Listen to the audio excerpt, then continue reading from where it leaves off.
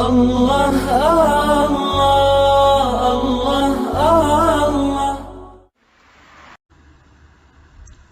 حضرت علی رضی اللہ عنہ عجیب انداز سے اللہ کے سامنے استغفار کرتے تھے، فرمایا کرتے تھے یا حی یا قیوم یا رحمان یا رحیم۔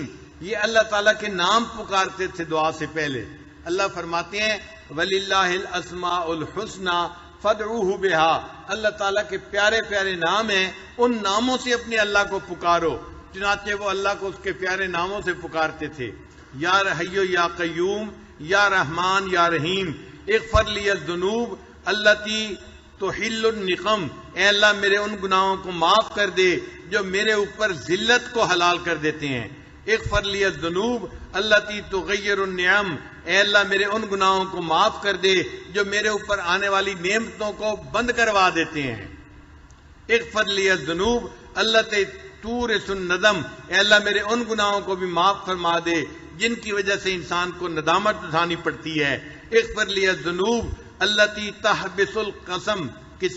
اے اللہ میرے ان گناہوں کو بھی معاف فرما دے جس کی وجہ سے تیری رحمتیں بندوں پر تقسیم کرنی بند کر دی جاتی ہیں۔ اغفر لی الذنوب اللہ میرے ان گناہوں کو بھی معاف کر دے الذی تنزل البلاء کہ جس کی وجہ سے بلائیں نازل کر دی جاتی ہیں۔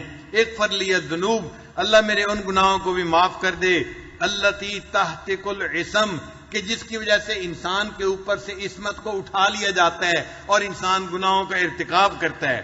اغفر لی الذنوب میرے ان گناہوں کو معاف کر دے توجل الفنا جو فنا کو جلدی لے آتی ہے۔ اغفر لی الذنوب تزید الاعداء میرے ان گناہوں کو بھی معاف کر دے جن کی وجہ سے انسان کے دشمنوں کو بڑھا دیا جاتا ہے۔ اغفر لی الذنوب تقطع الرجاء ان گناہوں کو بھی معاف فرما دے جن کی وجہ سے امید کو کاٹ دیا جاتا ہے۔ اغفر لی الذنوب ترد الدعاء اے اللہ جس کی وجہ سے دعاؤں کو رد کر دیا جاتا ہے۔ اغفر لی الذنوب تم سے کو غیث السماء ان گناہوں کو بھی معاف کر دے جن کی وجہ سے آسمان سے بارش کو روک دیا جاتا ہے۔ اغفر لی الذنوب تظلم الہوا اغفر لی الذنوب تکشف الغطا اے اللہ میرے تمام گناہوں کو معاف فرما دے۔ یعنی ایک ایک گناہ کا گویا نام لے کر وہ اللہ تعالیٰ سے معافی مانگا کرتے تھے۔ یہ توبہ اور استغفار ایسی عبادت ہے جس کا اللہ نے انبیاء کو بھی حکم فرمایا، ایسی عبادت ہے جس کا نفع دنیا میں بھی ہوتا ہے آخرت میں بھی ہوتا ہے، ایسی عبادت ہے جو اپنے لیے بھی کرنے کا حکم ہے اور دوسروں کے لیے بھی کرنے کا حکم ہے۔ انسان اپنے لیے بھی استغفار کرے اور اپنے دوسرے مسلمان بھائیوں کے لیے بھی استغفار کرے۔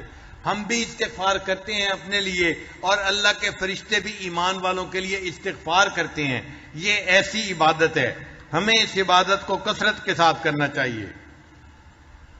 ایسی عبادت جو ہر غم کا مداوا ہے، ایسی عبادت جو انسان کو مایوس نہیں ہونے دیتی، ایسی عبادت جس کو کرتا دیکھ کر شیطان اپنے سر کے اوپر خاک ڈالتا ہے، چیختا اور چلاتا ہے میرے تو سالوں کی عبادت ضائع کر دی گئی۔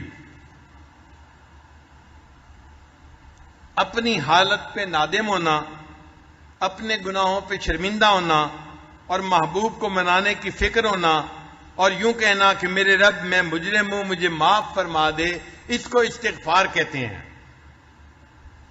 چنانچہ حضرت یوسف علیہ السلام نے مچھلی کے پیٹ کے اندر توبہ کی تھی، اللہ نے 3 اندھیروں میں ان کی دعا کو قبول کر لیا تھا۔ 3 اندھیرے کون سے تھے؟